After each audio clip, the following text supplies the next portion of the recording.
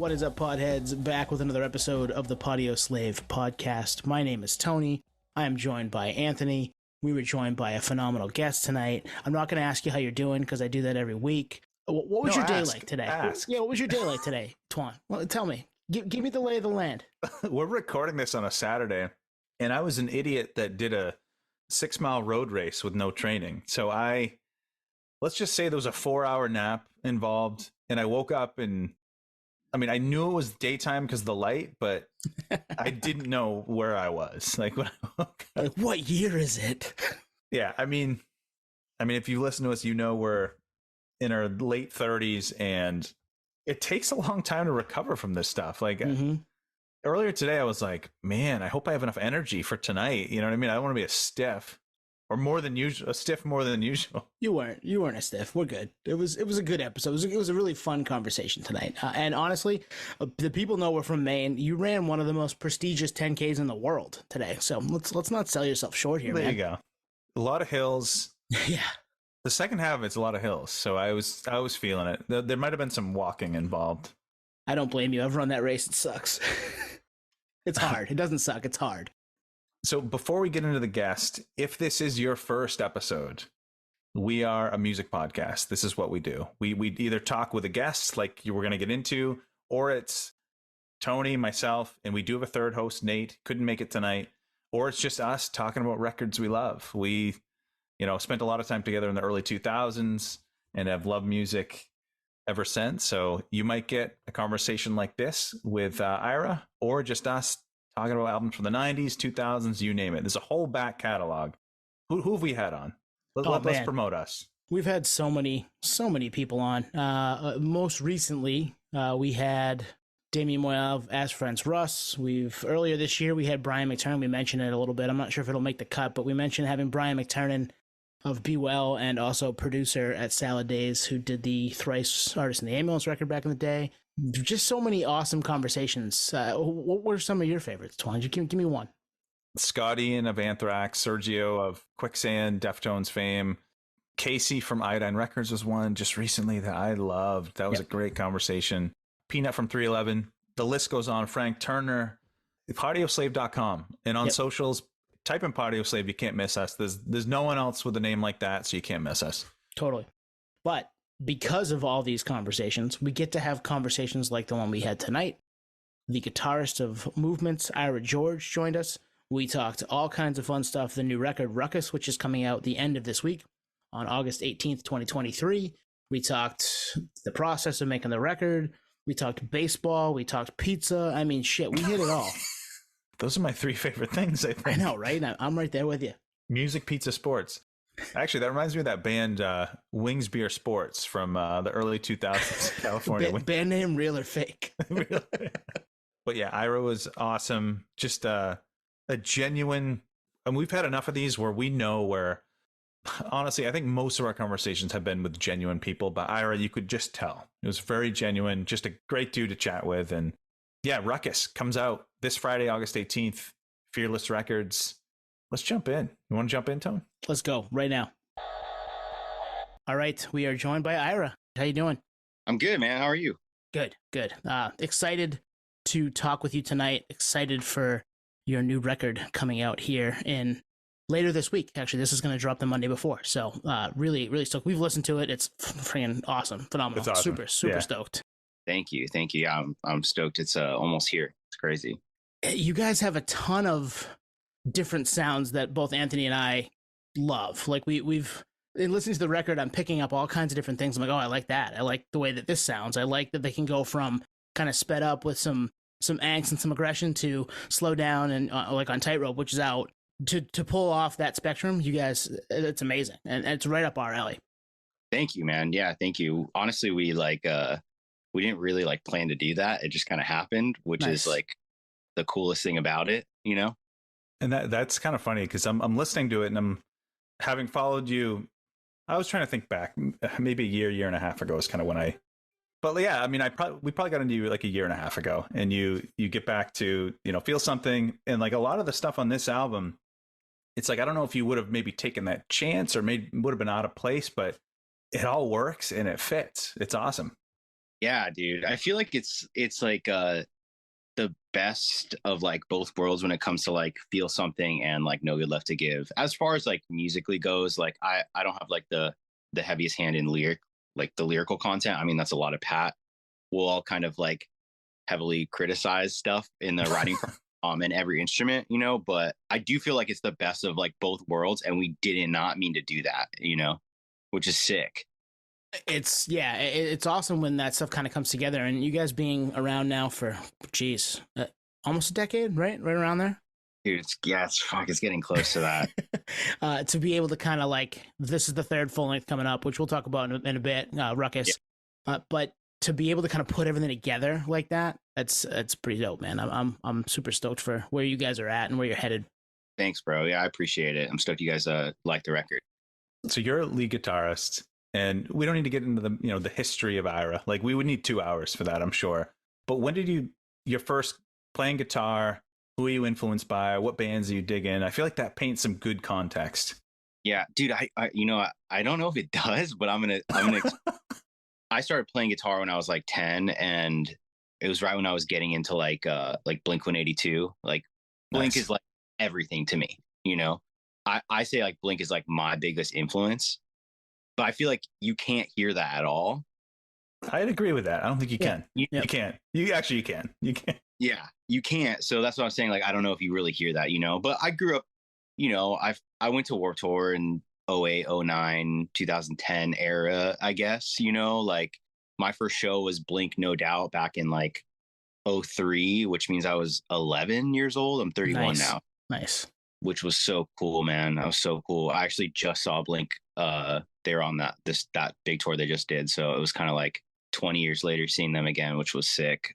But yeah, like Blink, I loved Green Day, fucking, and then I got into like Taking Back Sunday and like System of a Down, and I'm trying to think, man, it was just like that, the whole era. And then I started getting into like, you know, like Hawthorne Heights and shit, like some more like emo stuff. And yeah, dude, I don't know. I think Blink is my biggest influence as a whole when I look at myself playing guitar, my writing, and like songwriting. It's like Blink and Jimmy Eat World, you know, like even on this last record, we're in the studio and we're fucking referencing Jimmy Eat World. Nice. Like, you know, which you can't go wrong. That catalog, we dude, it's incredible. You want to go off on a tangent? We'll talk about Jimmy Eat World all night. Yeah, totally. Yeah.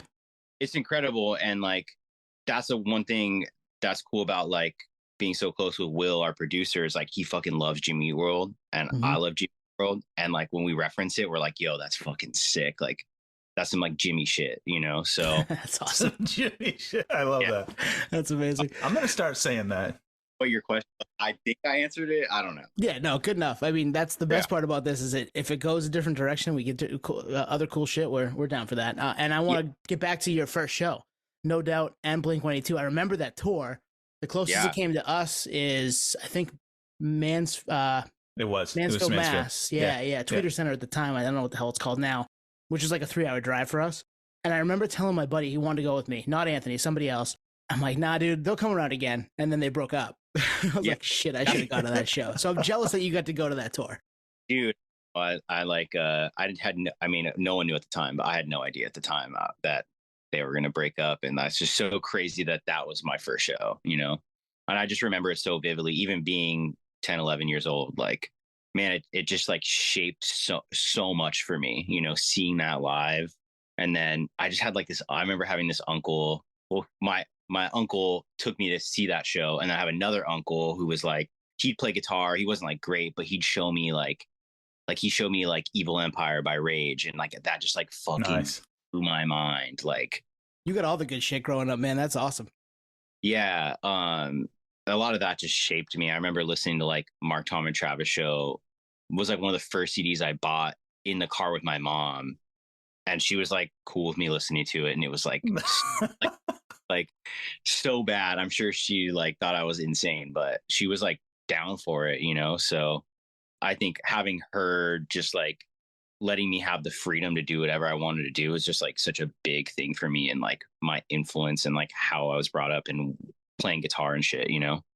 I love that.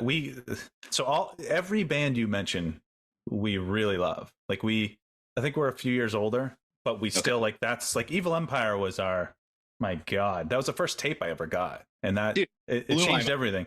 Yeah. And I'm like, am I supposed to be listening to this? But it's funny you say like with parents, because my parents I felt were strict with the exception of music.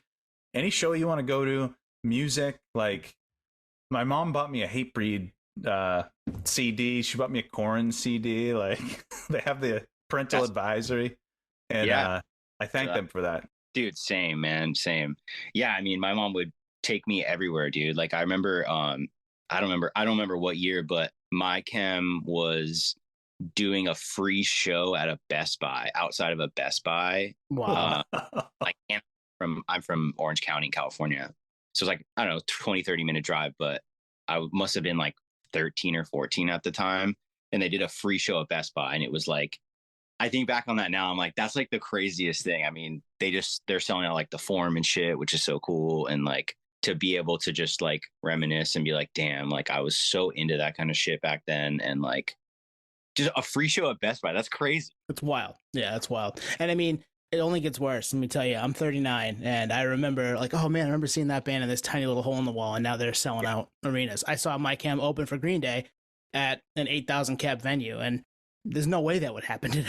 There's just no way. Yeah. Yeah. So cool, man. So cool. Well, if they played outside of Best Buy like now, they'd get incited for a riot. Like there was some YouTuber that recently like caused a ruckus in New York, and the rumor is he's going to get charged like, dude, I saw that. Hundreds of thousands. That's what I read. I don't know. I saw that for a second. I really didn't look into it, but free PlayStation, I think, was the hook, and people just showed up, and there was too many people.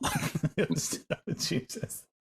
So Ira, you get into these bands, you start playing guitar. What's your first gig, and with what band?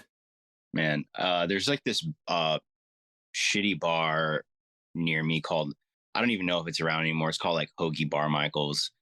And dude, I don't even remember what the band was called. I was in so many bands, dude. I mean, I'm sure, I 50 bands, some shit like, before one of them actually worked. But I remember us covering Adam's song by Blink, and it was so bad, dude. It was nice. The singer we had at the time was like screaming Adam's song. That's not the vibe for that one. Yeah. Yelling out apple juice in the hall. Dude, no joke. Starts to scream is that part. I wasn't there. I was just a random guess. It was so bad. Yeah, I don't know. It was just, I just remember playing a bunch of local gigs at that place. What's really funny is the band I was in before Movements, we're called Modern, and Movements had probably been around for like 6 months. And one of their first shows that Movements played was, because I joined the band probably 9 or 10 months into Movement's existence. And one of their first shows that they played was at Chain Reaction, and they opened up for Balance and Composure. Balance Composure was doing. Wow, that's a big gig. Yeah, it was sick. The funny thing is my old band, so Balance played 2 nights at Chain. My old band opened the first night of that show, and then Movements opened the second night of that show, which is just so like random, like such a coincidence, that now I'm like obviously been in Movements for fucking ever, but it's just so funny to think about that kind of shit, So that happened, and then obviously you must have known those guys a little bit from that situation, or how did you end up joining Movements? I met them. So that happened. We didn't interact then because it was one night and the other night. But then my old band Modern played a show in San Diego with Movements, like just some local band showcase kind of thing. I met them there, and that was it. And then I kind of knew their manager at the time, Cody, who's now our A&R at Fearless. And me and him are so close. And I knew him. I don't remember how I met Cody, but, Movements had a falling out with their first guitar player. And then they were just looking for someone. And Cody hit me up, and I was down, and my band just ended. And I went to a rehearsal spot that we had that was like Pat's, like, it was like Pat's parents' like warehouse down in like the South Bay or something like that. And we practiced in like this office space. And I went there and I played them. I don't know how familiar you guys are with like our discography, but I went there, played them the opening riff of the song The Gray. And I played them something else off that record, like just to like I was like trying out, you know. And I played them that song, and they were all like, "Oh my god!" Like they were all just like freaking out. It's a good feeling. Yeah, it was sick. You know, they were just like, "All right, well, you know, in 2 weeks we're going to shoot a music video like for this song off the EP because I wasn't a part of the EPs.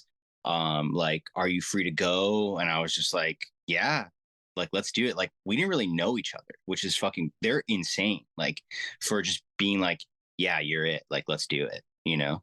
But it's so funny that I like tried out with that riff, and then that riff is now on Feel Something, which is fucking cool. But yeah, 2 weeks later I was on a plane with Spencer, and we were headed to I think Nashville to shoot a music video, and then the rest is just history. That's awesome. They were just like, yeah, no, we've heard enough. Like you're in. That's it. Yeah, I could have been crazy. I mean, I am crazy, but you know nothing about me. You just know I was in Modern. I just played a sweet lick for you, and now I'm in. Yeah, that's basically what. So, yeah, it's so funny. I think it's worst. The music video Worst Wishes. Like I barely knew the guys. Like, and then because I flew to Nashville with Spencer to shoot Worst Wishes and the Kept music video, and then somehow we had our van in Nashville at that time. I think Pat and Austin had the van there, and then we all drove the van home. So that was like my first like I just spent like 48 hours straight with them driving home. I didn't really know them. It was fucking crazy. See, I love these stories, and like I think about.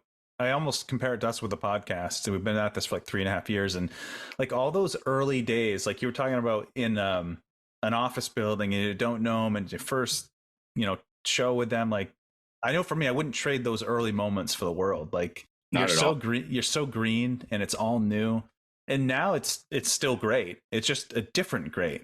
It's a different great, and I mean, it's crazy to think back then, like how I was introduced to them, and like just not knowing them, and to think now, I mean, whatever, 7-8 years later, whatever it is, like I run our fucking merch store out of my garage. Like all this is like just merch that we sell, and like I run a big portion of like our business and stuff, and it's just so crazy to just think about that. It's just, first of all, it's not just music, it's just like think about being in a band, like a successful band. Like it's just, there's so much business aspect to it, which I fucking love, and I've always wanted that. I've always been like, fuck, I want like my own business. Like I want to do something. I want to like invent something, and like somehow made that happen with music. And like, I don't know if that makes sense. Totally. Yep. Oh, all day long. Yep.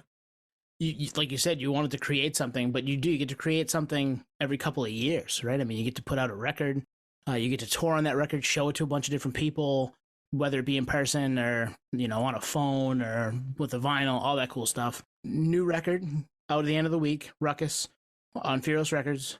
First one since September of 2020, which was a vastly different time for all of us.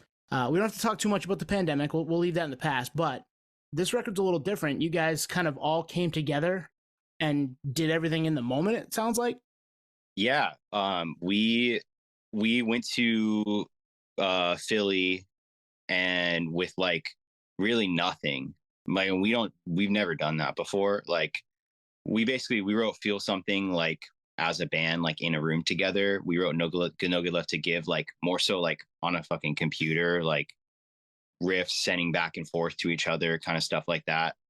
And then Ruckus, we were like, let's just like go to the studio with Will and just like write from the ground up and just like see what happens. And we planned like one writing session with Will that was like 3 weeks long, and Austin wound up getting COVID right before, and Pat was sick too. So we were not going to go, but then me and Spencer were like, yo, we want to go. Like, let's just go write something. And then Austin could just come later, Pat can come later, whatever.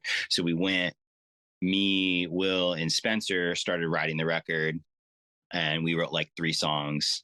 And then Austin showed up, wrote a couple more songs. Pat showed up, started writing vocals to shit. But we wrote everything from the ground up. Like, I come in with a couple riffs, but it was so fucking cool, dude. It was so like, I was so nervous about doing that, but it was so natural and so easy for us.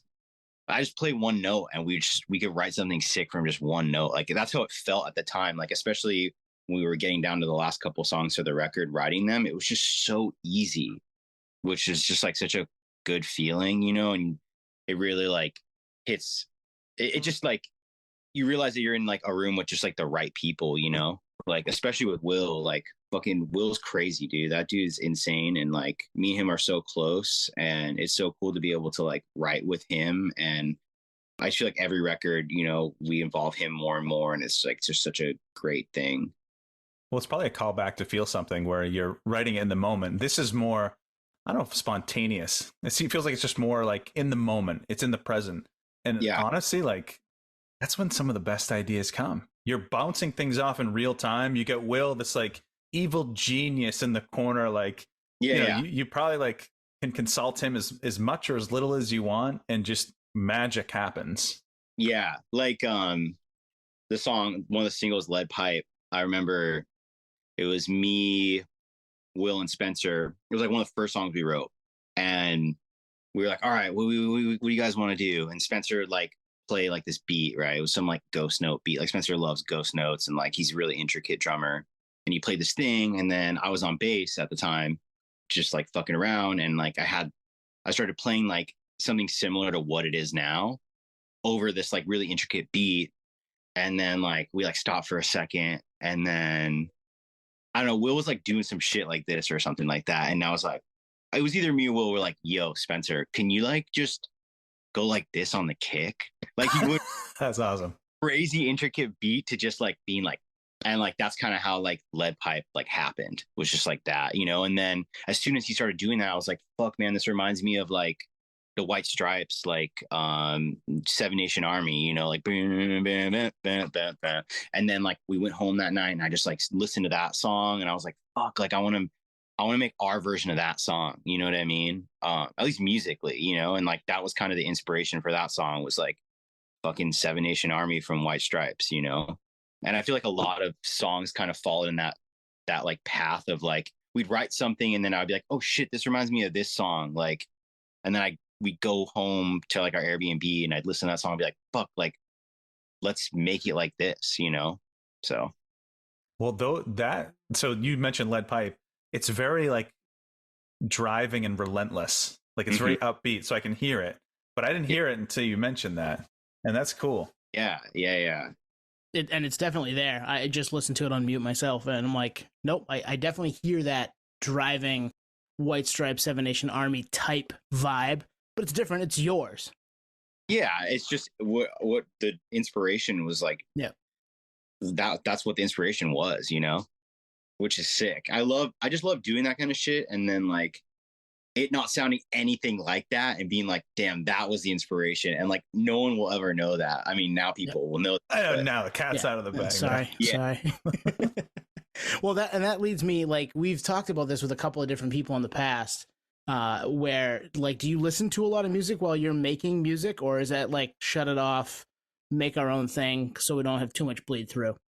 Yeah, I don't really listen to a lot of music when we're making music. I think maybe Ruckus more so than other times, just because we were writing from the ground up, and we'd write something and I'd be like, oh, in the back of my head, I'm like, this like just for some reason reminds me of this song, and then I'd go and listen to that song, you know. But yeah, not really. Didn't really listen to a lot of music while we're writing, you know. Actually, we did. It was really funny. Every day we would drive, all four of us, we would drive from the Airbnb to the studio. And I think our Airbnb was like 15 minutes away. And for some reason, the country radio station got put on, and we like made it a rule that going to the studio and going home, we could only listen to country radio. I like that. It's almost like a different route to a palate cleanse. You know what I mean? There's not listening to anything, and then there's maybe something that doesn't sound anything like us. Yeah. It's so, dude, country is such a genre, and there's some really good songs. And by, you know, the end of that first 3 weeks, or it might have been like the second time we were there, we went to the studio like 4 times for this record, but we were all of us just singing these country radio songs. So they play like 20 of them. I was going to say, you probably get the same ones over and over again that whole time. And by, you know, the third trip in, you're like, yeah, I've heard this one, you know, all the songs, you know, all the words. So lots of country to answer your question. I didn't see that coming. Not gonna lie. Yeah, I don't think anyone would. So between those visits with Will, I think there were 3 or 4 of them. Yeah. Between those, are you guys bouncing ideas off and like off each other? Not at all. Wow, that's amazing. You guys tells me you're creative and just vibed out. Yeah, literally like zero, which is so crazy. Yeah, kind of crazy to think about. But yeah, we just like we'd go back and like maybe I'd have like a riff or something that I'd been like fucking around with in between. And like it'd just be like one riff. It could be like a 10-second riff, and we would just everyone would be like, yo, that's sick. Like for instance, I think maybe it was like the second or third time we went, but I had the riff for I'm like, we have all these like working title names, and I still think of all the songs as the working titles and not. Let's hear them. Let's hear them. We love this. Actually, what A is the working title of We Left That One. Oh, right on. Yeah, that riff at the beginning of that song, I just had that riff, and then we just like built from that, you know. So it was just kind of shit like that. But then it would also be like, I'd be like, yo, I want like a song that like gives me this kind of vibe, and then we would just make it. It was crazy. Do you like that way of doing it better now that you've done it that way and done it the other way as well? Yes, it's so much better. Yeah, that's cool. Especially with Will. I mean, we could all 4 do it for sure, and we have in the past, but it's just fun to have someone there who is always just, no matter what, throwing out ideas, and like there's never like a dull moment, you know. And also just, I feel like vibes matter, you know, where you're at, and being all the way on the other side of the country in a different place from where you live, in like a really fucking cool studio with like your best friends and Will, who's also our best friend. Like, I felt like I literally could go in and play a fucking one note over and over again. Do you guys ever listen to like Tenacious D? Oh Yes, my God. absolutely. Yeah, of course. Yep. Yeah. You know, like I used to love that record, but there's this song on there where I think it's called the One Note Song or something. Oh, yeah. Yep. Yep. Do the bendy every once in a while. Yeah. Yeah. I was like, man, we could just go one note and write a song. It would be fucking sick. Next song. Next song.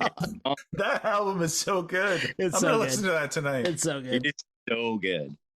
So 2004, I went to a lot of Red Sox games in 2004, and we would drive down to Boston, 2-hour drive from Southern Maine, and me and my buddy would listen to that Tenacious D record non-stop, the whole way down, the whole way back, just because we loved it. So yeah, I spent some time with that one. Another record I'd listen to in the car with my mom. Underneath the mucky muck, standing so good. So good. Yeah. Tribute, I mean, shit. Dude, so many good ones. Friendship Yeah. is rare. Yeah. Kyle quit the band. Drive through it.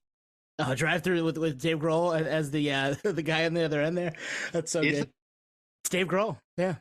I did not know that. So go listen to that when we're done. Just throw it on your headphones. You'll hear it. It's there. Yeah, he's the demon in the video for Tribute too. Oh my God, I had no idea. That's the Cherries Jubilee bit. Yeah. Yes, the Cherries Jubilee. Yeah. That's so crazy. That's mind. Shit. Well, I'm glad we had this conversation then. I'll go check that. Awesome. All right. So you've done the in-person thing where you've built it from the ground up on this record, Ruckus. What else are you excited about coming out here? The end of the week. We're doing 2 pop-ups, which is kind of like capping off like this entire rollout that we've had, which I think was like a really like different and unique rollout, with like doing like, we did like merch drops for every fucking single, which was like a bit of an undertaking and like kind of a risk, because obviously like all of our income, is like touring and online merch, and a lot of like the holidays is when a lot of like bands and artists are doing like a lot of online merch and stuff. And like usually for rollouts, bands will do like one like drop, with the pre-orders, and they'll do like the bundles and shit. And like obviously we're a little unconventional because we're doing, I guess we're dropping 5 singles, maybe 6 technically, for a 10-song record. Some people are pissed about it, but people are gonna be pissed about something no matter what. Of course.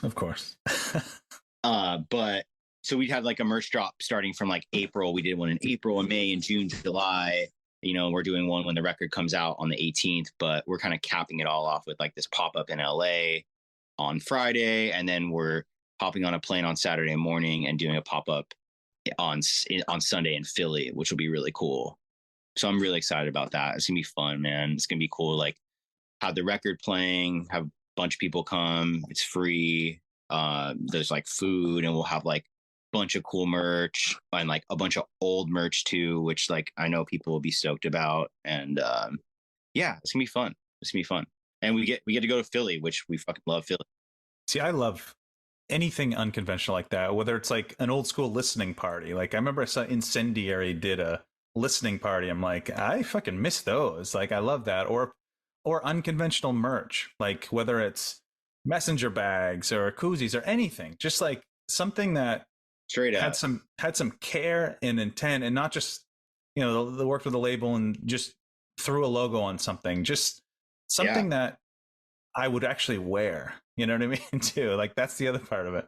And there was a lot of that. And on this rollout, like we did footballs, like Ruckus footballs, which is fucking crazy. We did these things called fun packs where we made like, it was like 4 stickers, a bouncy ball that had like this 3D movements inside of it, like a pin, a button, or yeah, it was a button, and then like a patch, and there was something else in there I don't remember. But we also like did these 3 golden tickets in there. I don't know if you guys saw this, but it was so fucking cool. We still have them, but we did 3 golden tickets. So like literally we made 3 golden tickets and you could win like different things. And I think we did like 2,500 fun packs or something like that. And I literally got it all sent to my house, and I made each fucking fun pack myself. Oh God, dude. Wow. And I heat pressed each fun pack myself. I didn't realize how much work it was going to be. Like in theory, I was like, oh, sick. It's going to be easy. That's up all night territory. I don't think anyone bought one of those things realizes that I just did all of that, which is fucking crazy, but such a unique, cool item.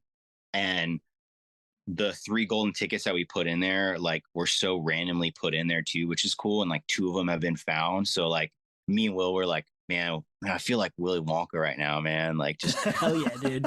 Golden tickets in these fun packs and like seeing people win. It's like, it's so cool and like so unique. Going back to like what you were saying, it's just like, we just want to do like the most unique shit we could, you know? And, you know, 20 years from now, somebody's going to be like, hey, come on another podcast and tell us about the time that you put out golden tickets. And I mean, shit, I know Anthony and I save all this stuff. So like we've been saving stickers, and we have an air freshener from a local band. We had a local band put out a bunch of air fresheners and they still smell good. They're 20 years old. They still smell good. So you never know, man. You just never know. Dude, I'm going to send you guys this photo right now. I'm going to go find it. I'm going to put it in this chat. Nice. But it's literally just me like buried in fun packs. It's insane. It's fucking crazy. Maybe we can use that as the photo for the card if you like it, the promo card for the episode. Yeah, fuck yeah. Yeah. So I mean, they were such a success. We're actually doing them again for our upcoming tour, with like a really cool kind of incentive behind it, which I don't know if I can talk about, but I mean, it'll be here in like a month. So yeah, I'm really stoked about that. I just love creating merch. Like it's so crazy. It feels like music. Like it feels like the same kind of thing. Well, as fans, it's a way for you as the band to connect with the fans even more. And I'll say this: we as fans, we can tell when a band is, you know, has the fans in mind, or you know, is in it for the right reasons and things like that. And I definitely get that vibe with Movements, and I really always have. Like before this rollout, this is just kind of the cherry on top. That's sick, man. That's sick. I appreciate that. You know, we put a lot of hard work into like every aspect of this band. I mean, especially the merch. All right, let's get into the music. So we've heard the album. So if you're listening to this on this is going to drop August 14th. So if you're listening to this early in the week, the album drops on the 18th on Friday. We've heard it. How many times have you listened to the album, Tone? Like 6? 3 or 4 at least. A couple times tonight. Yeah, a few. Yeah, I've listened to it like 6 times. That photo to you guys, it's insane. I had to find it. Oh So my God. okay. Wow. Amazing. That Yeah. is, oh man, that's amazing. Yeah. We will You incorporate poor that. dude, man. That's wow. Someone else is doing the next fun pack. I'm not. Smart. Yeah. That's a smart move. All right, goes one. And I've listened to it honestly probably 10 times. And I love Killing Time. Great song. There's like some noodling on the guitar at the end there, which I assume it's you. Yeah. Yeah, you go off there. I'm like, damn. Tightrope, incredible. I think that if enough people hear it, it's going to be smash. Like just smash across the board, like smash. And the last song, which we'll talk about here in a second, but like, so I'm excited about those two songs. Tone, what did you like? I can't get Fail You out of my head. That guitar riff, I love that chorus, that vibe, that just kind of driving. Oh man, that's one of my favorites. Love the closing track. Love the first track. I think that sets the tone for the album really well. I've listened to it all the way through 3 or 4 times now, and I'm finding things that I like that I didn't catch the first time, which is always fun about new music. For sure. But those are the ones that jump out at me right now. That's awesome. Yeah. That first track we love. It was gonna be a single, but we were like, so when we were talking about like how we wanted the track to go, like the record to be like as far as order of all the songs, like we knew we wanted that song first. And we were like, well, if it's gonna be first, like maybe we don't put it as a single, because like people are gonna hear that song no matter what, because that's people are gonna put the record on there and hear that song. So we left that one off as a single, and I think like people are gonna be really stoked when they hear that song, you know. Especially I feel like it's just like very like angsty, and like I feel like there's a lot of people out there that are like, the angst is gone or whatever the fuck I mean, I don't give a fuck. You know, but we're gonna write whatever we're gonna write. But I think that song, you know, has some elements of like old movements to it, which I think are cool, but also new movements in the same way. But that song's sick, man. Yeah, Killing Time, fucking great. That guitar riff is so cool. Probably one of my favorite riffs on the record. And same in in fucking Tightrope. There's like this crazy like lead that's happening in the bridge that's like insane. It sounds cool. We kind of went off, man. So the first track, like that's the home for that track. Like we're like song sequence like nerds. Like we oftentimes will like critique albums. Like, all right, I would have put this to start this. Like this album, I almost view it as like a takeoff. You're up in the air, you know, you're there, and then there's a landing. And the takeoff, that's the only home for You're One of Us Now, which has the, I agree, almost like the kids choral vibes. Yeah, for sure. That's cool. How'd that, like, what is that? Dude, it's just kids. Like That's so cool. Kids, like Will's friends' kids. Like he hit them up, and like they came to the studio and did that, which is fucking crazy. And they're actually also in I know you guys have the record, so they're in I Hope You Choke as well. And they're in fucking Lead Pipe. I'm thinking about all the working titles in my head, so I like pause for a second. I'm like, wait, what's the real song title? I love that. We've had that come up a couple different times with different artists, and it's like, I want to know all of the working title names, but I get like that's one of those like you keep your secrets. I get it. Yeah. Well, I think there's been 2 bands that have said our working title for a song was the Converge song. That was the working title. That's sick. Yeah, and I'm like, you should just keep it. Like, why not? Lean into it. We always thought it'd be cool if like you know, they do like those record store days to do like a variant of a record with like all working title names on it. Dude. Like, alternate. That is a great idea. Yeah. I probably just gave that away to someone, but whatever. No, it's yours. It's Movements. Yeah. Don't steal it. It's Iris. Idea. we definitely have talked about doing that in the past. So we on this podcast, like I would say probably half our episodes are with a guest, like an interview style like this, and the other half are just me, Tony, and we do have a third host, Nate, that couldn't make it tonight. Or we'll just have the 3 of us just talk about music. Well, a few months back we had an episode, just the 3 of us. We call it Last Track Magic, which is just about songs that close out an album where it's the perfect place for the album. It's a fucking perfect song. The lyrics fit, the vibe fits, it lands the plane of the album perfect. And Coeur d'Alene, like if this album came out I don't know, 6 months ago, I probably would have chosen it for that episode. Like That's awesome. that song's a vibe. From the guitars, I'm like, it sounds like home almost. You know what I mean? It's crazy. Yeah. So maybe talk about that. Like, was that always going to be the closer? It was not. That's probably my all-time favorite movement song that's we've ever written. Could be mine. I'm not saying it's like it's not a banger, or maybe it is a banger. I don't know, but just in general for me, like it is everything that I just think it's just such a great song. Like musically and just the vibe of it, it does feel like home a little bit in that sense.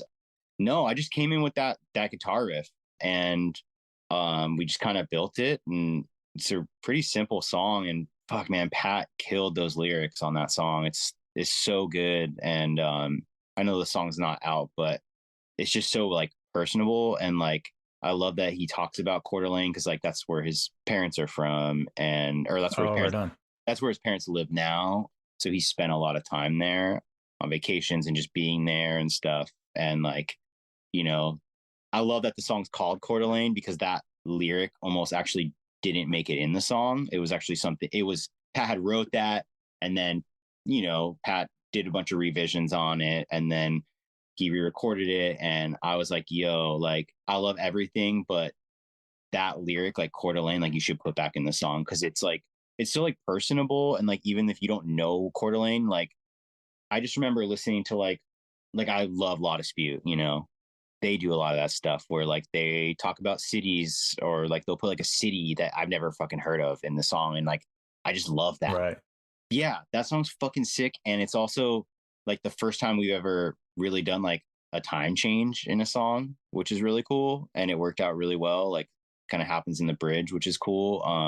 But yeah, it just felt like a closer after we were done. The sequencing felt so easy. It has never been as easy as it was on this record.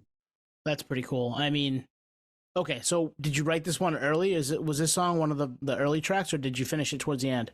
This was one of the last songs we wrote. Okay, yeah. So I mean, that kind of goes back to that ground up approach, right? Where you've got the stuff that's going to go at the beginning, maybe you wrote a little earlier, and then the stuff that's going at the end, maybe you wrote a little later because you're ready to wind it back down. So yeah, for sure.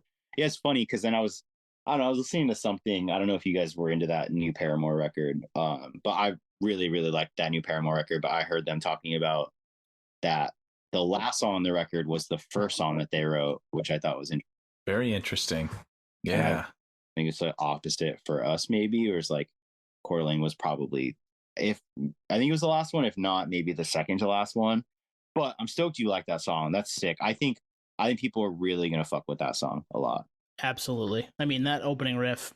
Hey, if you're listening to this before the record comes out, just be ready. It's coming for you on Friday or Thursday night at midnight. Hit that, if you're on the East Coast. But be ready. Set your calendars for that one. But yeah, like I feel like that's such a good example of like it being the best of both worlds between like old movements and like what we're doing now, where it's like that shit reminds me a little bit of like what we would have done maybe on Feel Something, but in a way more elevated fashion. And same with like the first song on the record, maybe something similar to that with the elevated fashion. But then you listen to like fucking like AMP, where like that song is like, I guess maybe like more like one of like those one-off like Cherry Thrill single kind of vibe, which everyone thought was going to be on the record, which is so funny, like reading shit and people being like, Cherry Thrill is on the record, and we're like, it's not on the record. We had talked about it being on the record, but once we wrote all these songs, we were like, yeah, it's just not going to be on the record. Well, I love the artwork you put out with that. It's like with the neon. Yeah, it's cool. Our good friend Wyatt did that. Great dude, talented dude. He's awesome. He does like that kind of style, and he killed it. So we're in the unique position where you've written the album, you've recorded it, has a release date, hasn't dropped, and I haven't looked at your like recent tour date. So like we're probably maybe before you had a chance to play a lot of this stuff live. And I know this is a cliche question, but like, what are you excited to play? Because I feel like you're a sports team that has this roster, and you haven't played your first game yet. Now it's like season opener. For sure. Let's see how this like. Let's see what hits, see what works. Yeah, I mean, we got to play Lead Pipe and Killing Time live. We were in the UK. We did like Slam Dunk, and we had like a couple shows. So those songs were out, so we played those live. and Lead Pipe was fucking really fun to play live. I'm excited to just keep playing that live and like play that in the States. I feel like that song's gonna fucking go off. I'm excited to play You're One of Us now live, the first song on the record. I think that's gonna be fun. Dude, I don't know. They all kind of sound like they'd be fun to play live, honestly. Did you do yourself dirty at all and make, have a couple of spots where you're like, shit, how am I going to pull that off live? Yeah. Big time. Yeah, no, I'm fucked. I'm still trying to work all that out. We have an auxiliary player that plays with us now. So he plays all the guitar parts that I can't physically play because I'm playing something else. So that's been nice. Makes and sense. It's just me figuring out what I want to play and then how to like kind of like, oh, I want to play this part, but I want to play this part, but like I probably shouldn't play this part because then it's gonna be weird if I like switch from this part to this part. I should probably just have him play fucking this part and this part. You know what I mean? So we still got to work out all those kinks. So we got to practice. Well, you got about a month, right? Before you guys go out. You get those couple of shows, but before you go out proper and you're playing every night. Yeah, for sure. So yeah, it's gonna be fun, man. I can't fucking wait, dude. I can't wait. Lead Pipe is probably gonna be the most fun song live. Well, it's very like upbeat and driving, and it's just kind of relentless. I was just looking. You guys are coming through. It's a couple hours from us, but the Palladium is the closest gig. September 24th. You guys are in Boston? We're in Maine. Southern Maine. Yeah, oh, shit. Yep, just south of Portland. Yep. How's the pizza in Maine? Oh, it could. It depends. You're talking to two pizza freaks. Yeah, two Italians here. I mean, you guys are talking to a pizza freak. Ooh, okay. All right. I should show you my fucking background on my phone. Me and my wife just recently had a baby girl. Like she's 8 months old, but it's nice. Congrats. It's one of my thank you. It's one of my favorite pies I've ever had, and I like photoshopped my baby's face to the middle. That's amazing. So I got a question for you. What's up? Do you fuck with provolone on pizza? Dude, I don't know if I've ever had it. I'm pretty traditional. Ooh, wow. I'm pretty traditional when it comes to family recipe. That's crazy. I'm super traditional. I've just never had provolone on pizza. Maybe I have, and I don't know it. I bet you have. I probably. It's a cheat code. Yeah, it's a cheat code. Provolone is so fucking. It's good in sandwiches too. I mean, it's got a little sharpness. It's got a little butteriness, man. We could go pizza for an hour if you want, but it's so funny. We played. This is how into pizza I am. Okay, we were routing some I think it was our last headliner we did, or maybe it was one before, but New Haven was not in the routing, and I told our booking agent, I was like, yo, can you put New Haven in the routing, because I just wanted to eat fucking Sally's and Pepe's. Sally's and Pepe's, baby. That's literally I love New Haven, and the crowds are great there and the show's great there, but that was the main reason why we put New Haven on that routing, was so that we could go and eat pizza. That's smart, man. I mean, if you're going to travel the country, go to the places you want to go to get the pizza you want. Yeah. I mean, it's hard because it's all on the East Coast. So I like get to the East Coast and fucking pizza twice a day, every day, because I get all these spots, you know? So our listeners don't know this, but before we started this podcast, I had an Instagram account called Rate My Slice. Really? And it was pre One Bite, like Dave Portnoy and all that shit. This was pre him. So fuck him. This is pre. I'm an OG here. And but here's the thing. It was just based on looks. It was not based on taste. It was just looks. Yeah. The Instagram account's been renamed, so you won't be able to find it. But like I follow this, man. I love meat sauce pies. There's this spot in Conshohocken called Franzones, and they do a very, very sweet pie. Like they put a special ingredient in their sauce that makes it like, it's like candy. It's like straight up fucking candy. And they do the cheese, and then they put the sauce on top of the cheese in like a swirl fashion, and it is fucking incredible, man. Now I'm hungry. Yeah, I know, right? Don't do this to me. It's too late on the East Coast to be doing that right now. Yeah, Maine pizza is, I would say, severely lacking. Interesting. Yeah. There are places, but yeah, you gotta there are holes in the wall, and sometimes it's hit or miss. Got it. Yeah, I think for me, it's Jersey as my favorite pizza, and then Wait, I mean, Maine pizza's great. You guys should play a show here. That's what I'm saying. I did do a lot of bands come through Maine. I feel like no one really comes through Maine. It's a never ending, like we're a secondary market, we're a tertiary market. It depends on where you're at as a band. It depends on like the room we can afford you. Like there's a really nice 2,000 seat theater that is a good spot for either bands on the way up or bands on the way down. Same with Hampton Beach, which is like half an hour south. So we played Maine once. Mm-hmm. We played Portland, Maine. Was it Port City Music Hall? I don't know, but we had just gotten off. We did a full Canadian tour with Good Charlotte and Silverstein, and it was like, I feel like it felt like what it was in the winter, like in middle of winter, which is like the worst idea ever. It probably wasn't the middle of winter, but we did that tour from the fucking west coast of Canada to east coast of Canada. And like, I don't know if you guys are familiar with Canada, but like in between those huge cities, there's, and we're like driving in these snowstorms, like for hours with no gas stations, nothing around. Like it was terrifying. We got stuck in like 3 snowstorms, but we made it to Nova Scotia. And then we had one last show with Silverstein in Portland, Maine. It was, that sounds so familiar, that venue. I just looked it up. Was Port City. It was Port City with Silverstein in 2017. How did I miss that? Where the fuck was I? Same. Late April too, which can be still winter here in Maine sometimes. So yeah, and it was sick playing with Silverstein, another band like I grew up loving, especially that record When Broken Is Easily Fixed. So those dudes are awesome. And at that show, I was like, "Yo, can you guys play Red Light Pledge for me?" which is a song off that record. And they're like, "Yeah, well, we got you," and they played it, and it was sick. That's awesome. Yeah. That venue has since closed. The pandemic got that one, which is a huge bummer. It was a great spot for bands coming up like that, early on in their career. It's what 600 people, I think. Twan is what it held. Yeah, absolutely phenomenal sound. A really cool spot. And now it's a arcade bar. Oh shit.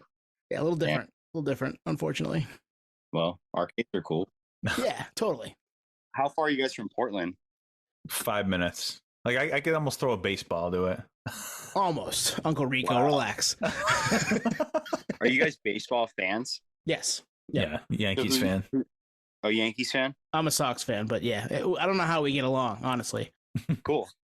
I'm a huge baseball fan. I was just asking. Nice. Are you a Dodgers fan or an Angels fan? I'm an Angels fan. Okay, all right. Yeah. Well, can we have Shoei? I'd like Shoei. He'd be great in a Red Sox uniform. It was crazy. There's so much talk about him getting traded. Like, oh my god, man! He's so good. Yankees were in the mix, and then they weren't. Then they were. It was like, all right, I'm tuning this crap out. Yeah. You guys want to? We'll do a different podcast where we just talk baseball on Pizza. I like that. We'll get who is it? Riley from Thrice. He's a big. We'll get him. He's a big baseball guy. Just do a big baseball pod. We could do that. We could pull that off. I'm in a fantasy football league with the drummer of Thrice, I think. Oh, nice. That's not Riley, though. It's the other brother. Right? It's Eddie. Ed. Yeah. No, it's not. Tepe? Tepe's a guitarist. Yeah. I gotta go. Honestly, don't probably know that, but it might be Riley. I'd have to look myself. Might be Riley. I think. No, Riley's the drummer. Riley's the drummer. Eddie's the bassist. I'm gonna double check right now. Yeah. I'm in a fantasy football league with Riley. Nice. I think he's the sports nut. Yeah.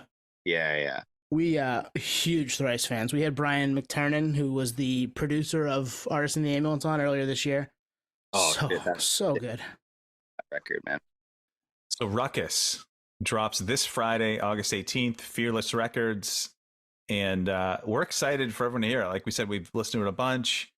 What's going through your head right now? Is it excitement? Is it nervousness? Where are you at? I'm excited, man. Yeah, I'm not nervous. I guess I'm a little nervous. I don't know. I'm just excited. Dude, you just hear these songs so much, man. And like, I'm just excited for them to all be out, It's going to be sick. I just can't wait to play them live. And that's the other thing is it full US tour coming up? Full US, yeah. 5 weeks. Openers are, I saw Soft Call It's Heart to Gold, Soft Cult, and Mannequin Pussy. All great bands. Nice. Yeah, great band. Really excited. We're doing like some of the biggest headlining shows we've ever had. The Palladium Coast to Coast, Palladium LA, Palladium That's Boston. right. It's gonna be really fun, man. It's gonna be really cool. We'll play a bunch of new songs, a bunch of old songs. It's gonna be great. So yeah, get yourself listening to the record. Go find it wherever you can find it. Get a digital copy, get a physical copy, and then get yourself some tickets and go see these guys. Yeah. Ira, we really appreciate talking with you tonight, and we're excited for all that's coming for you guys down the pike here. Yeah. Thanks, guys. That was great. I had a great time. Awesome. Thanks, man. Appreciate it. Y'all, you guys ever want to talk baseball? You let me know. Hell yeah, dude. Guys, if you're really into baseball, have you heard of Immaculate Grid? Yes. Okay. I don't think so. It's one of those, like, it's kind of like a Sudoku for you have to pick a guy who played for the Royals and for the Angels, and then a guy who had 40 homers. Yeah. Very fun if you know a lot of baseball. It's very fun. It's very hard. Very hard. But yeah. New one comes out every day. It's fucking sick. So yeah.